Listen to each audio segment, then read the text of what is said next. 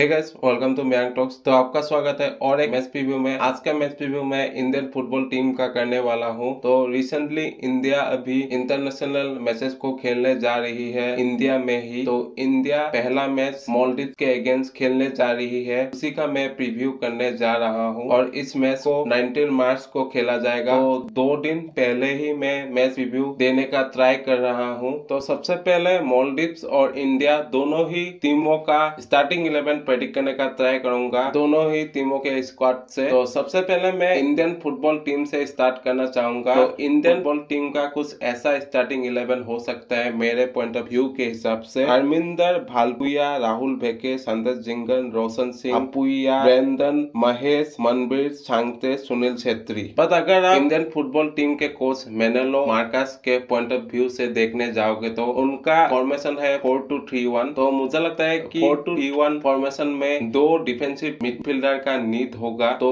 उस हिसाब से क्या लाइनअप बेहतर हो सकता है वो भी मैं प्रेडिक्ट करने का ट्राई करता हूँ। तो स्टार्टिंग 11 कुछ ऐसा हो सकता है अगर 4-2-3-1 के नजरिए से देखा जाए तो हरमिंदर, भालपुया, राहुल भेके, संदेश जिंगन, रोशन सिंह, अपुया, जिक्सन, महेश, मनबीर, सांगते, सुनील छेत्री। यानी कि मैंने सिर्फ ब्रेंडन के जगह में जिक्सन सिंह को रखा है 4-2-3-1 फॉर्मेशन के हिसाब से। लेकिन अगर क्रिएटिविटी के हिसाब से देखा जाए तो पहला लाइनअप ही बेहतर है, क्योंकि ब्रेंडन फर्नांडिस के आ जाने से इंडियन फुटबॉल टीम और भी ज्यादा क्रिएटिविटी प्रोड्यूस कर सकती है फील्ड में। देखो, आपके माइंड में एक क्वेश्चन आ सकता है। देखो, मैंने 4-2-3-1 में 2 डिफेंसिव मिडफील्डर रखा है स्टार्टिंग 11 में। इसका रीजन क्या है मैं आपको डिटेल्स में समझाना चाहूंगा। देखो, आप लोग इस पिक्चर में नजर डालोगे तो आप लोगों को समझ में आ जाएगा। देखो भाई, इस पिक्चर में 4 डिफेंडर के आगे 2 प्लेयर्स खड़े हुए हैं। दोनों प्लेयर्स में एक डिफेंसिव मिडफील्डर को भी डाला जा सकता है और एक अटैकिंग मिडफील्डर को भी डाला जा सकता है, या फिर दोनों ही डिफेंसिव मिडफील्डर को डाला जा सकता है। देखो, अगर एक डिफेंसिव मिडफील्डर और एक अटैकिंग मिडफील्डर को अगर डाला जाएगा तो कहीं ना कहीं अटैकिंग मिडफील्डर को कहीं ना कहीं अटैक में योगदान देने के लिए आगे जाना पड़ेगा, जिसके वजह से गैप प्रोड्यूस होगा, जिसके वजह से ओपोनेंट को मौका मिलेगा अटैक करने का, जिसके वजह से गोल कंसीड करना पड़ सकता है इंडियन फुटबॉल टीम। अगर दोनों ही डिफेंसिव मिडफील्डर को यूज किया जाएगा तो कहीं ना कहीं वो गेम फुलफिल हो जाएगा, क्योंकि डिफेंसिव मिडफील्डर ज्यादातर अपने पोजीशन से ही खेलते हैं, सिर्फ इंटरसेप्शन के लिए ही प्लेयर्स के पास जाते हैं या फिर बॉल के पास जाते हैं। तो ज्यादा गैप प्रोड्यूस नहीं होगा अगर डिफेंसिव मिडफील्डर खिलाया जाता है 4-2-3-1 के पोजीशन में। तो इसी डिफरेंस का सामना करना पड़ सकते हैं इंडियन फुटबॉल टीम को। लेकिन इंडियन फुटबॉल टीम को अगर किसी भी तरीके से गैप को फुलफिल करने में काबिल रहती है तो कहीं ना कहीं इंडियन फुटबॉल टीम एक डिफेंसिव मिडफील्डर और एक अटैकिंग मिडफील्डर को भी खिला सकती है। देखो,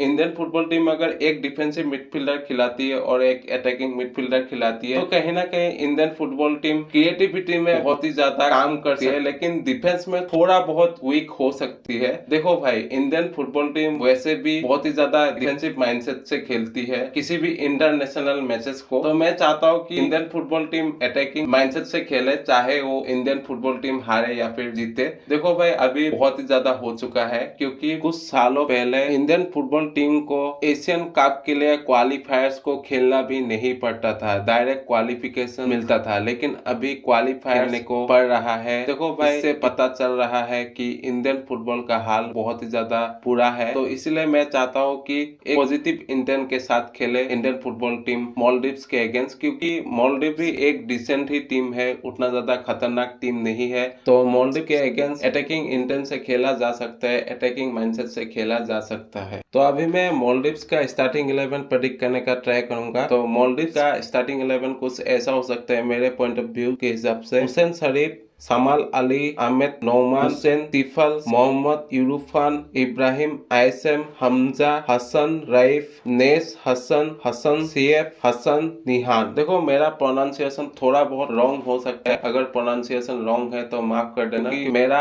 एक्सेंट ही कुछ ऐसा है कि अच्छा प्रोनाउंसिएशन करना चाहता भी हूँ तो थोड़ा बहुत गलत हो जाता है। तो ज्यादा जज मत करना मेरे प्रोनाउंसिएशन को। तो अभी मैं इंडिया वर्सेस मालदीव्स का रिजल्ट प्रेडिक्ट करने का ट्राई करूंगा। मेरे हिसाब से इंडिया को मालदीव्स के अगेंस्ट इजीली जीतना चाहिए, क्योंकि इंडिया का ज्यादा बेहतर टीम है अगर मैं मालदीव से कंपेयर करूँ तो। सो इंडिया इस मैच को जीते। तो आज के लिए इतना ही। इसी तरह के अपडेट, एनालिटिक और प्रेडिक्शन के लिए मयंक टॉक्स के साथ बने रहे। अगर अच्छा लगता है लाइक कीजिए, सब्सक्राइब कीजिए, बेल आइकन को दबाइए। अगर फेसबुक से देख रहे हैं तो फॉलो भी कीजिए, और मिलता हूँ किसी नए वीडियो में किसी नए टॉपिक के साथ।